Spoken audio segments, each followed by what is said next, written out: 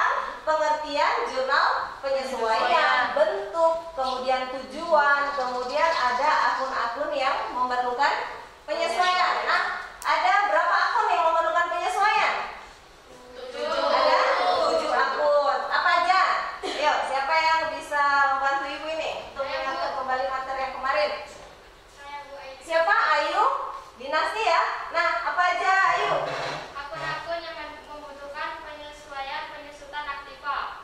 Oke, penyusutan aktiva. Aktiva lancar atau aktiva tetap? Tetap. Oke, bagus sekali ya. Jadi aktiva tetap. Nah, apa saja aktiva tetap yang mengalami penyusutan? Gedut, Ya, betul sekali. Jadi ada 5 sebenarnya ya. Jadi aktiva tetap itu ada 5. Ada peralatan, kemudian gedung, mesin, kendaraan ya. Nah, ada satu aktiva yang tidak mengalami penyusutan, yaitu tanah. Ya, betul sekali. Nah, selain daripada penyusutan aktiva tetap, transaksi apa lagi yang membutuhkan penyesuaian? Saya Bu Siapa? Putri. Putri ya, Putri. Apa, Putri? Perlengkapan dan beban dibayar di muka. Oke, ada perlengkapan dan beban dibayar di muka. Oke, jadi itu ya. Tepat sekali Putri. Terima kasih Putri ya. Nah, jadi ada secara umum ada 7 akun yang memerlukan penyesuaian. Tadi sudah disebutkan oleh beberapa teman kalian ya. Ada perlengkapan, kemudian ada penyusutan aktiva tetap, kemudian ada penghapusan piutang, ada beban yang masih harus dibayar, ada beban dibayar di muka dan lain sebagainya. Nah, sehingga pada hari ini ya, materi yang akan kita bahas adalah jurnal penyesuaian pada perusahaan Jasa. Nah, kenapa kok kalian itu harus bisa membuat jurnal penyesuaian pada perusahaan jasa? Nah, ya, kenapa kira-kira?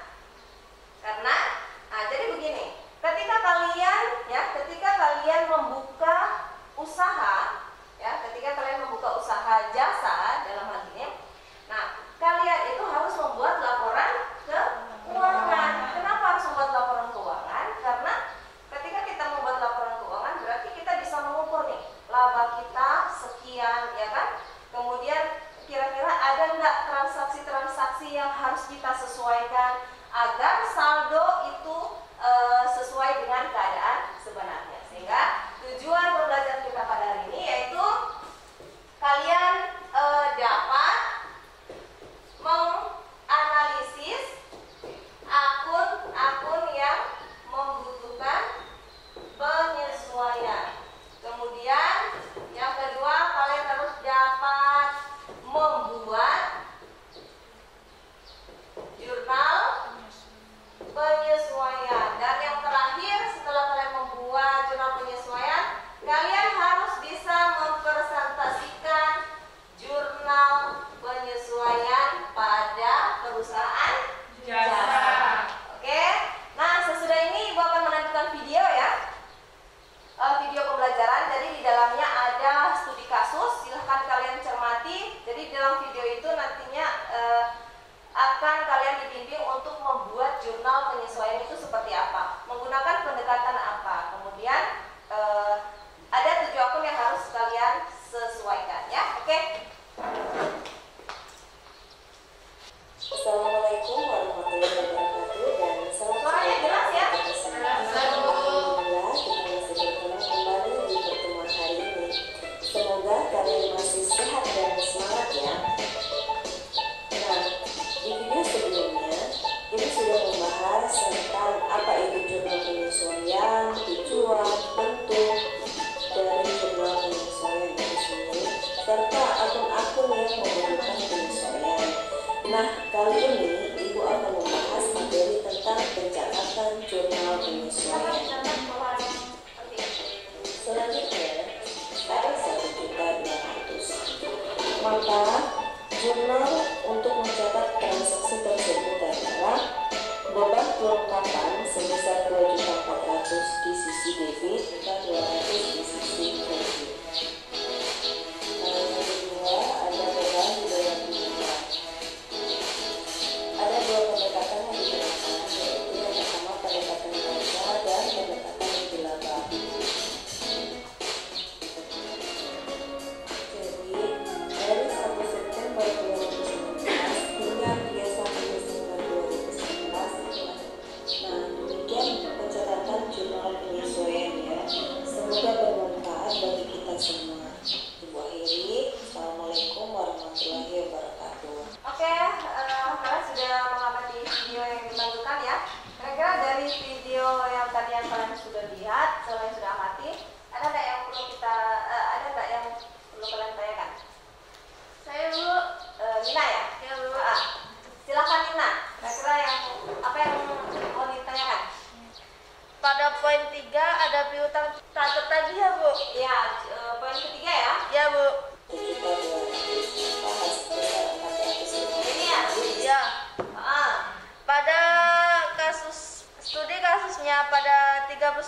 Desember 2019 terdapat saldo 5 juta. Data penyesuaian menyebutkan bahwa seorang debitur jatuh pailit.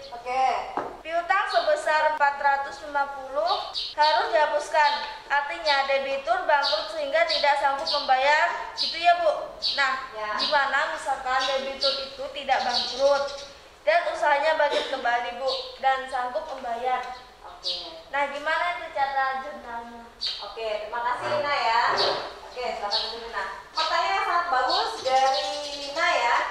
Untuk di studi kasus 3 itu piutang tak tertagih. Jadi ketika piutang sudah dihapuskan, ternyata si debitur ini sanggup untuk melunasi ya. Nah, jadi kira-kira itu gimana jurnalnya? Ada yang bisa bantu Ibu? Siapa? Arensi? Silakan Arensi berdiri.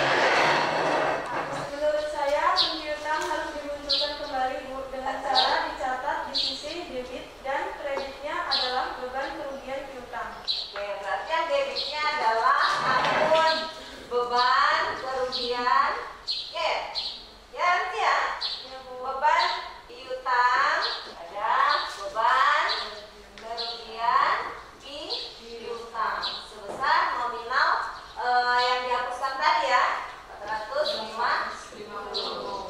Jadi tepat sekali. Jadi ketika ada penghapusan piutang, kemudian si pihak debitur itu sanggup dan menyatakan kesanggupannya, ya. Jadi itu juga harus di jurnal. Jurnalnya apa? Yaitu kita harus munculkan dulu piutangnya. Gimana caranya? Catat piutang ini di sisi debit. Kemudian beban kerugian piutangnya catat di sisi kredit untuk menghapuskan beban kerugian piutang. Nah, jadi nanti ini piutang usahanya muncul kembali. Nah, barulah bisa dibayarkan piutangnya. Nah, ketika ada pelunasan, jurnalnya langsung aja. Berarti kas, karena kita menerima uang ya, kas pada piutang atau usaha sebesar 450. Jadi seperti itu ya. Untuk lebih memantapkan lagi jurnal penyesuaiannya, Ibu akan bagikan LKPD. Tapi Ibu bagi kelompok dulu ya. Ibu bagi 4 kelompok. Silakan bergabung dengan kelompoknya masing-masing. 4 kelompok aja ya. Silakan biar kalian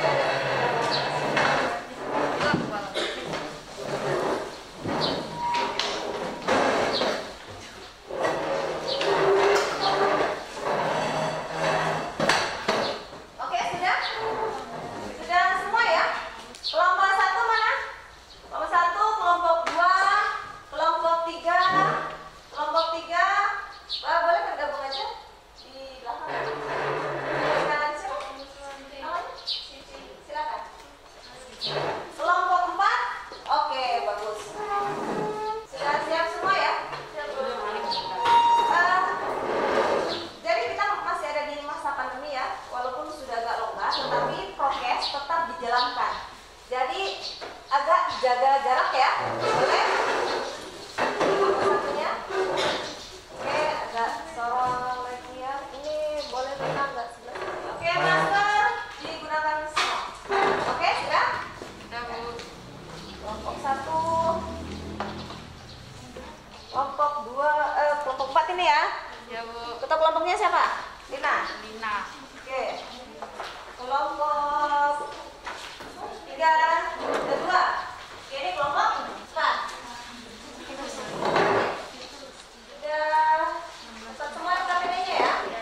Nah, jadi di LKPD itu coba lihat ada studi kasus yang harus kalian pecahkan.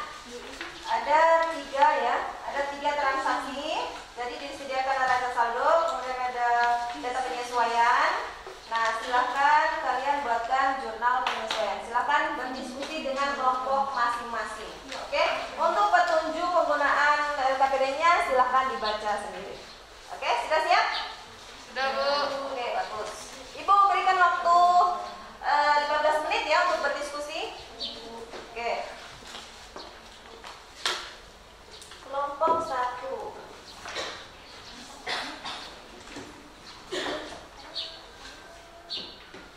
Kelompok 1 gimana? Ada yang mau ditanyakan? Ada yang kurang jelas mungkin?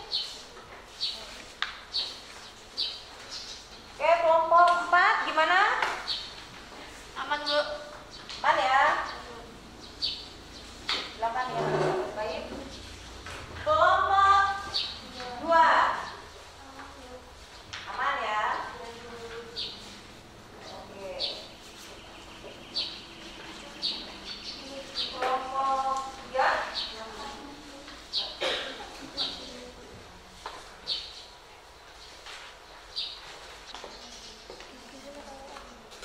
Silakan berdiskusi ya. Silakan berdiskusi dengan temannya.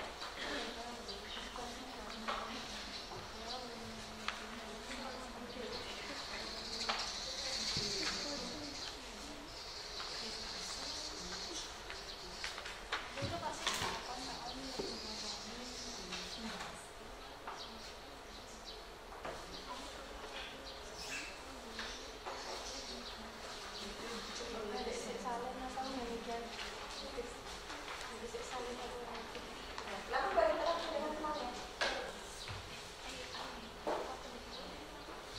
Silakan berinteraksi dengan temannya.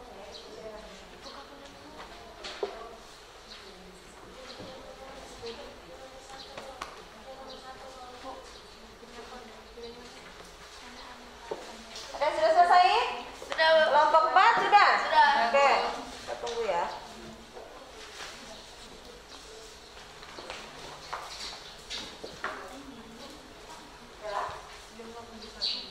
Ya.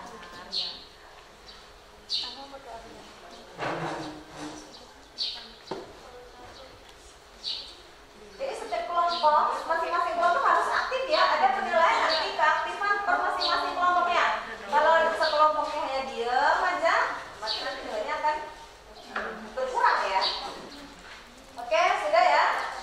Oke. Nah, waktu sudah 15 menit. Gimana kelompok 1 sudah siap? Kelompok 1 sudah siap ya? Nah, jadi nanti per masing-masing kelompok menunjuk 1 orang untuk moderatornya. Oke? Bisa paham ya? Bisa, Bu. Oke, silakan kelompok 1 presentasikan di depan. Jawabannya boleh dicatat di papan tulis ya. Moderator silakan ambil tempatnya. Oh, boleh bawa kursinya ya? Oh iya, silakan berdiri ya. Assalamualaikum warahmatullahi wabarakatuh. Waalaikumsalam warahmatullahi wabarakatuh. Perkenalkan, nama saya Adis dari kelompok 1. Saya di sini sebagai moderator akan mempresentasikan hasil diskusi kami. Silahkan kepada Cindy untuk mempresentasikan hasil diskusi dari kelompok 1, studi kasus studi fotografi. Assalamualaikum warahmatullahi wabarakatuh.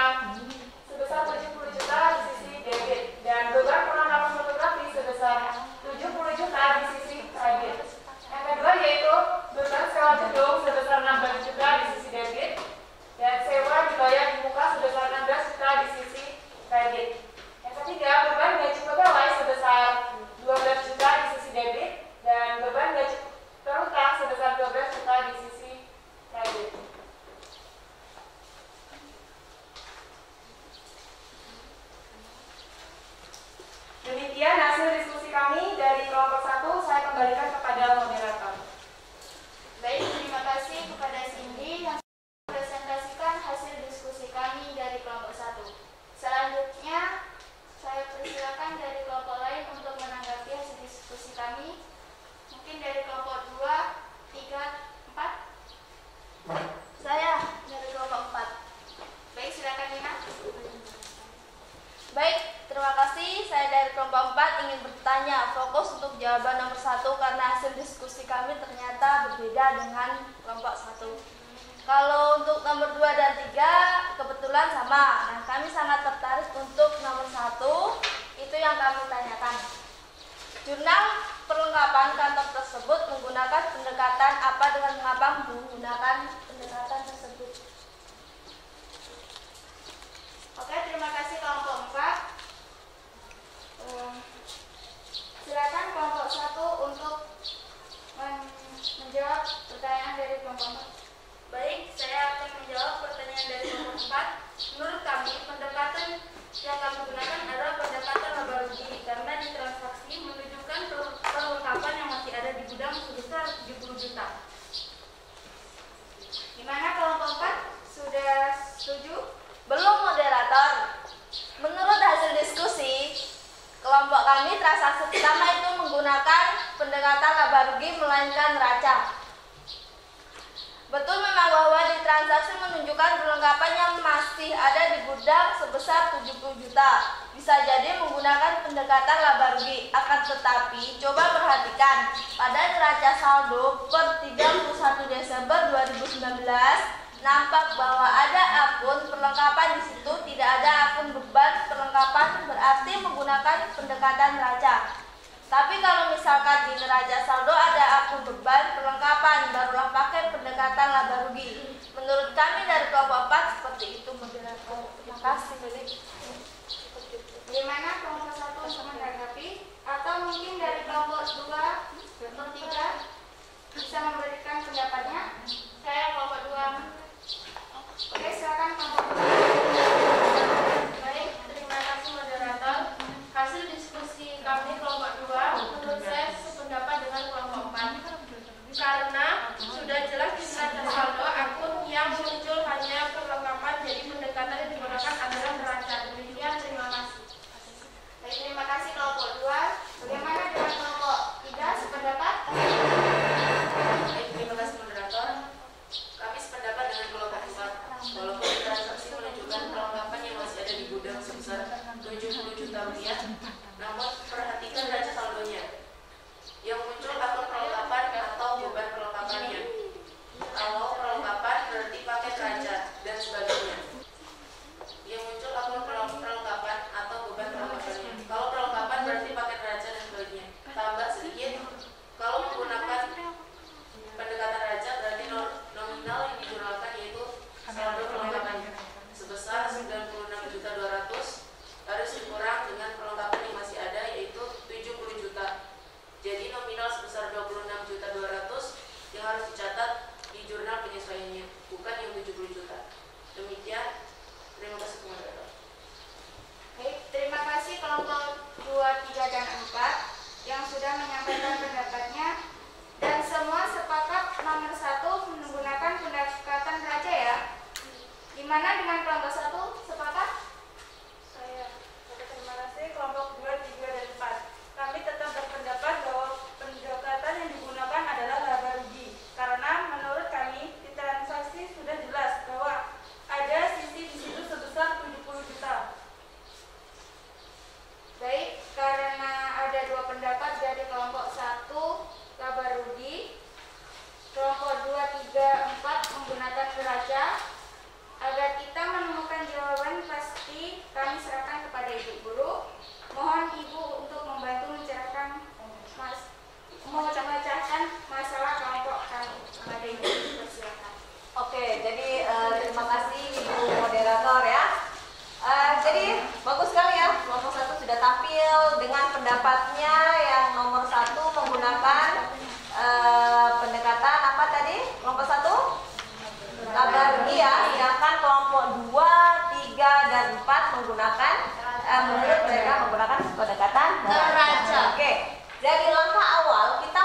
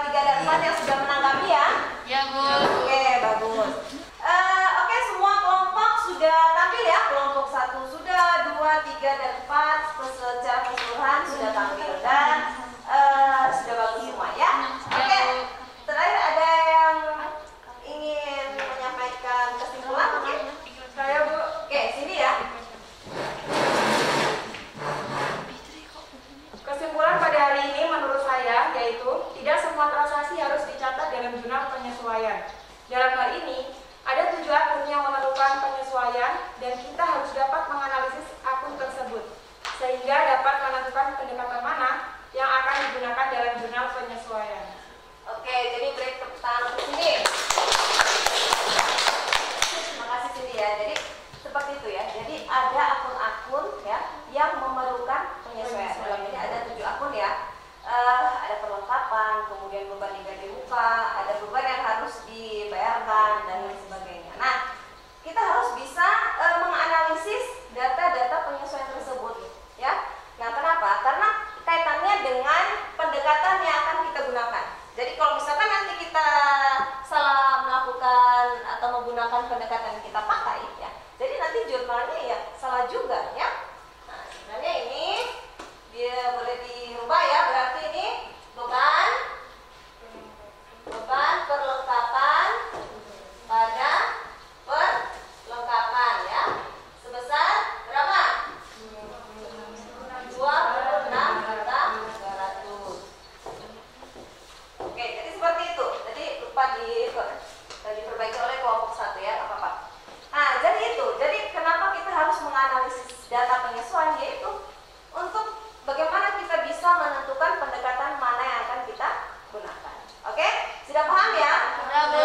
Oke, kalau sudah paham, Ibu akan berikan refleksi nih. Kira-kira memang betul-betul sudah paham atau belum ini? Ibu akan berikan beberapa pertanyaan ya. Pertanyaan yang pertama, ketika ada penyusutan peralatan, jurnalnya seperti apa? Oke, coba Elsa. Penyusutan peralatan debit dan kreditnya akumulasi penyusutan peralatan. Oke, bagus. Beri tepuk tangan untuk Fadila. Mana Fadila? Fadila, setuju dengan jawaban Elsa? Ya Bu, setuju. Oke, kalau setuju, nah, Ibu tanyakan lagi nih, kenapa kok beban kerugian dicatat di sisi debit? Karena beban kerugian bertambah Bu, sehingga dicatat di sisi kredit. Oke, bagus. Berikan aplaus buat terima kasih Fadila ya, dan Elsa juga. Pertanyaan selanjutnya, ketika ada beban gaji bulan November ya, tetapi sampai pada bulan Desember belum dibayarkan. Ayo, siapa yang bisa jawab? Oke, Siti, betul juga ya Siti ya. Siti Nurfarida. Oke. Nah, bagaimana itu Siti Nurfarida kalau misalkan ada gaji karyawan bulan November sampai dengan Desember belum dibayarkan? Jurnalnya gimana? Jurnal penyelesaiannya adalah debit beban gaji, utang gaji. Oke, bagus sekali ya Siti Nurfarida. Terima kasih. Kemudian selanjutnya, tadi betul ya apa yang sudah disampaikan oleh Siti Nurfarida. Jurnalnya adalah yang debit adalah beban gaji dan di kreditnya adalah utang gaji. Nah, kenapa kok utang gaji itu harus dicatat di sisi kredit? Nah, ada yang bisa membantu? Oke, Cindy lagi ya. Oke, nggak apa-apa. Utang gajinya bertambah karena gaji bulan November belum dibayarkan, jadi masuk utang. Oke, jadi yang bulan Novembernya belum dibayarkan ya, sehingga timbul ya namanya utang. Jadi seperti itu ya. Bagus sekali. Berarti dengan demikian, Bu rasa untuk materi jurnal penyesuaian sudah paham semua ya? Ya Bu. Oke, atau mungkin ada yang perlu ditanyakan? Ya? Ada? Tidak ada? Oke, kalau tidak ada. Nah, kira-kira bagaimana kegiatan pembelajaran pada hari ini? Saya Bu, Oh, Cindy lagi ya. Bagaimana sih menurut kamu sih pembelajaran pada hari ini sih? menurut saya cukup menyenangkan. Mungkin kedepannya agar dimaksimalkan lagi diskusinya. Oke, jadi akan kedepannya dimaksimalkan lagi diskusinya ya. Oke, bagus. Selanjutnya mungkin ada? Ada? Tidak ada lagi? Oke, jadi kalau tidak ada, kita di penghujung kegiatan pembelajaran pada hari ini ya.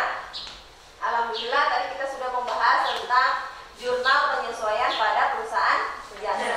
Oke, untuk selanjutnya materi yang kita bahas adalah neraca lajur pada perusahaan sejahtera. Silahkan kalian nanti cari materinya di lewat internet boleh, kemudian silahkan datangi perpus dan mencari buku yang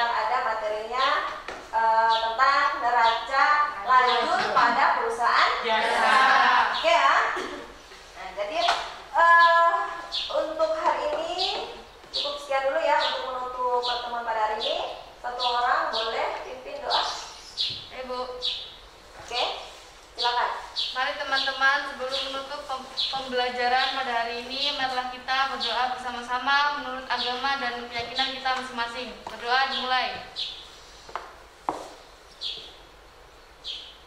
Selesai. Baik, terima kasih. Untuk hari ini Bu cukupkan sekian dulu ya. Semoga kita semua sampai pertemuan selanjutnya masih diberikan kesehatan ya. Amin. Dan selalu jaga prokes, protokol kesehatan COVID-19 karena dimana kita masih dikelilingi oleh virus tersebut ya. Jadi selalu pakai masker walaupun kalian berkendara di jalan ya. Oke, untuk hari ini Bu cukupkan sekian. Bu akhiri, wassalamualaikum.